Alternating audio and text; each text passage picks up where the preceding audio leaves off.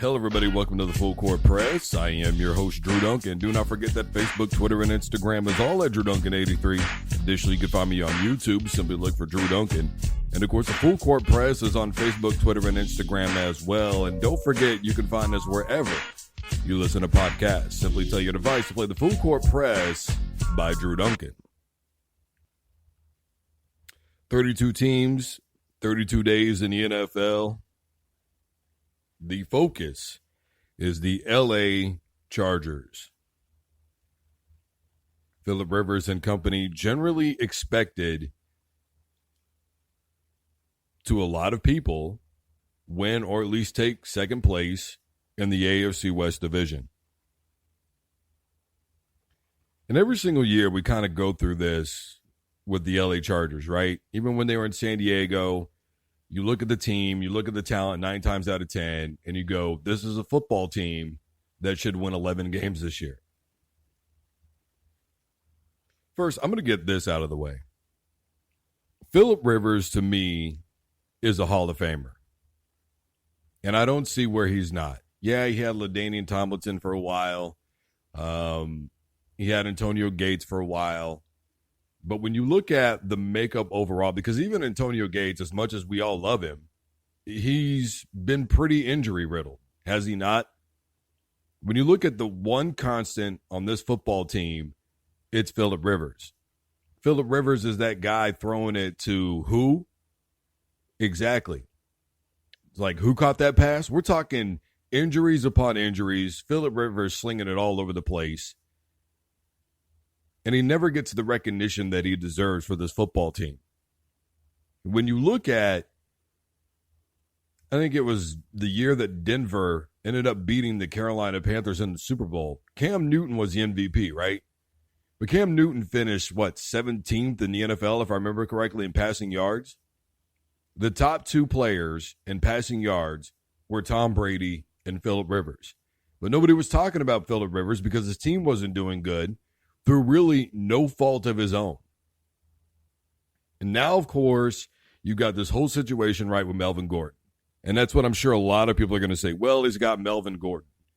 Melvin Gordon, when it mattered the most last season in the playoff game in which they got dominated by New England, the final score doesn't show how bad of a beating that really was. What was it, 35-7 at halftime, if I remember correctly? It doesn't show how bad of a beating that really was. Melvin Gordon had 15 yards in that football game. Phillip Rivers threw the football 51 times. Let that sink in. How good are the Chargers without Phillip Rivers? Are we even discussing the Chargers in any kind of playoff scenario without him, to be honest with you? And look, I know this whole thing is going on with Melvin Gordon right now, but is he really worth the kind of money that he's expecting?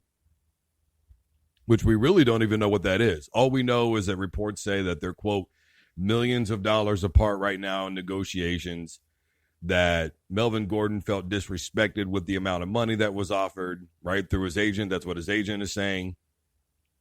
Then he laid out some stats about how Melvin Gordon throughout the season averaged more yards per carry, which was 5.1 per, if I remember correctly, than any other team's best running back, which I think Saquon Barkley was next at 5.0, if I remember right. I think Zeke had 4.9, if I remember correctly as well. And I think Gurley had 4.7, if I remember correctly. But the Chargers are not a team that goes as Melvin Gordon goes. He's a very good running back. But remember, he missed 4 weeks last year. And he also didn't perform very well in the playoffs when they really needed him against the Pats. Look, the fact of the matter is this. This is a team that goes as Phillip Rivers goes. And I look at Phillip Rivers and I think to myself, if this guy was throwing to Antonio Brown and Juju Smith-Schuster, how good would they be? Not to take anything away from Big Ben, but let's be honest about it. If you had the core receivers that Tom Brady could potentially have going into this season, right? Josh Gordon, Julian Edelman, Think about that. Demaryius Thomas, potentially. If he had that core guys, how good would this football team be? Initially, they always are great. But the depth chart is not very good for this football team. And when we look at the Chargers as a whole for this schedule, what do they got? The Colts opening week, if I remember correctly. A couple of weeks later, they've got the Texans. A couple of weeks later, they've got a divisional game against Denver. Then right after that, they're going to have Pittsburgh. But a lot of these games, though, to start the season are at home. You got Denver at home right off the bat. They got Pittsburgh at home. They've got Houston at home. They've got Indianapolis at home to start the season. So the Chargers have an opportunity in the first 6 weeks or so to basically take control of their own destiny, build some confidence, beat some decent-looking football teams going into this season on paper, whether they have Melvin Gordon or not. By the way, Melvin Gordon was due $5.6 million, if I remember correctly, going into this season. Defensively, what is LA going to look like? You look at some of the better offenses that they faced a year ago. Number one, you gave up how many points to the New England Patriots? Like I said, the game was basically over at halftime.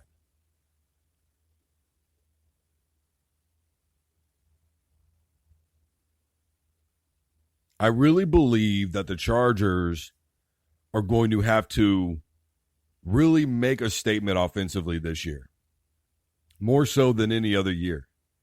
Defensively, I think they're going to be okay. I don't think they'll be great, but I think that they'll be okay. You want to talk about no-name defenses, it's probably with the LA Chargers. But they're going to face some tough challenges. Obviously, you're going to have to see Kansas City twice. We still don't know what the Oakland Raiders are going to look like in this Antonio Brown thing with Derek Carr. Potentially, they could have a phenomenal offense. The Indianapolis Colts, probably not going to have Andrew Luck at the start of the season. But you are going to have to face the Houston Texans and Deshaun Watson and DeAndre Hopkins. You are going to have to face the Pittsburgh Steelers and Big Ben and Juju Smith-Schuster and James Conner and all those guys. You are going to have to potentially face Aaron Rodgers and the Green Bay Packers. You're going to have the Oakland Raiders, as I aforementioned twice. You're going to have the Jaguars. What are they going to look like, as I've made mention over and over again with Nick Foles? Offensively, I think they're going to need more strategy this year than in any other season. And I think much like I've talked about with the Dallas Cowboys, they're probably going to have to run just a very specific style of offense and not deviate from it. But much like I've said before with other football teams, if you think that you can just rely on Phillip Rivers as good as he is to just rear back and sling it all over the field, defenses are going to account for that. And you're going to make your job harder and harder for your quarterback. You're going to have to establish something with the running game in order to make yourselves be balanced on some level.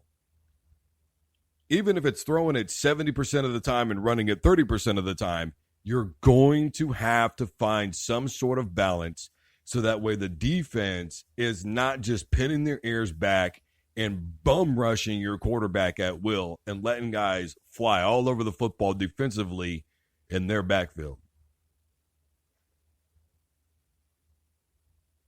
Guys, I am Drew Duncan, host of the Full Court Press. Facebook, Twitter, and Instagram is all at Drew Duncan 83.